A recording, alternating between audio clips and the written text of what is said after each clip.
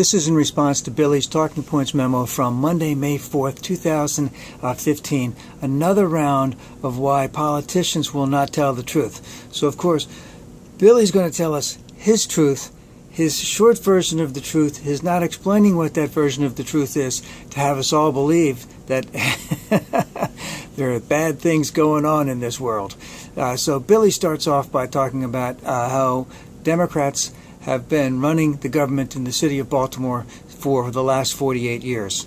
And in one particular section of Baltimore, they got $1.8 billion over the last 5 years in government aid. 467 million of that went into education. And of course, that I assume would be the school system, but does that include the after-school program, the athletics? Does that include the food supplement? Does that include lunches? Because almost all those kids in the bad areas get lunches, or in the very low economic areas get lunches.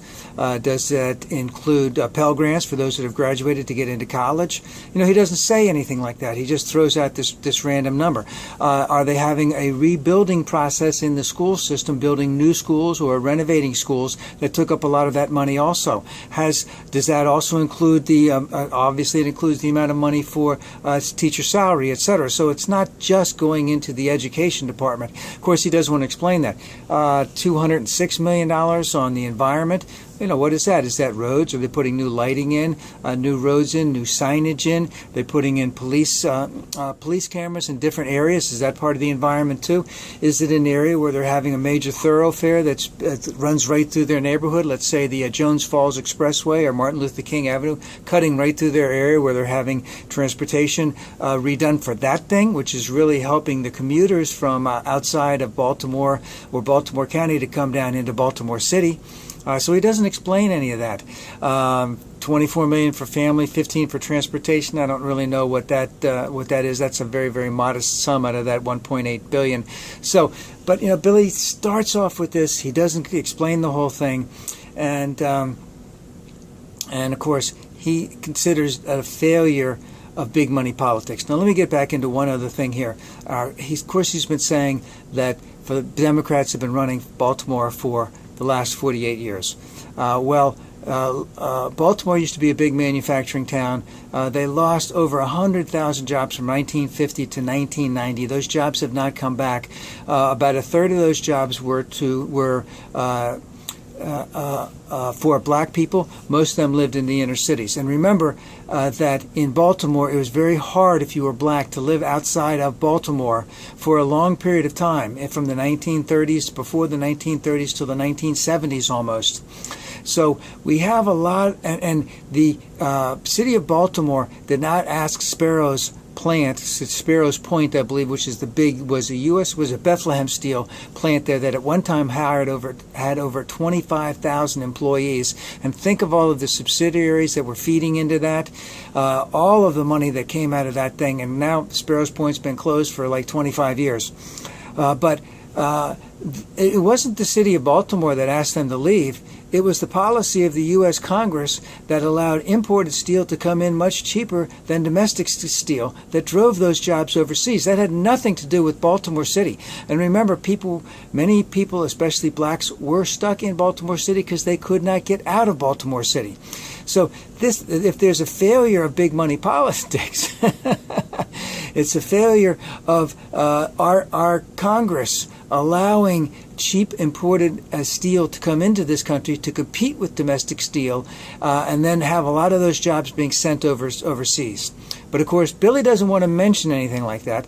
He just wants to say it's big money politics failing because it's a failure of people. It's a failure of their structure. It's a failure of their discipline. It's their failure of having realistic goals and ambitions. It's just a failure of people who just want to rely on Big Daddy, Big Daddy to take care of them the whole time.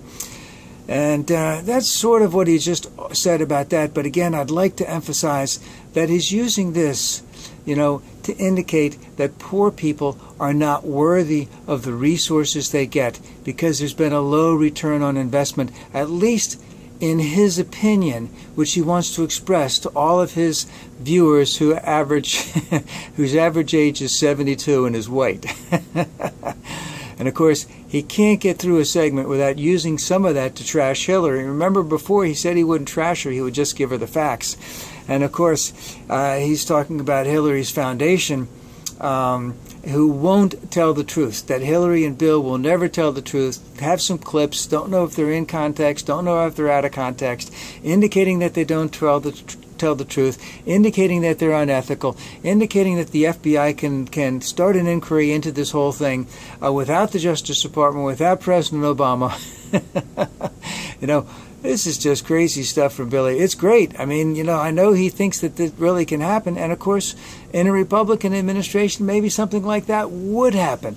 But the thing is, the Clinton Foundation has done a tremendous amount of good. They have been transparent. We found all these things. They said that they'd rectify these things. Nothing here comes to remotely close to being truly unethical. Nothing comes remotely close to being quid pro quo. But in, let's say, right-wing world, when you have something that happens over here, and then something that happens over here, and then you have about 200 different steps where this has to happen, all of these things have to happen for all of that, you know, to be connected, but somehow they can find a way to connect it.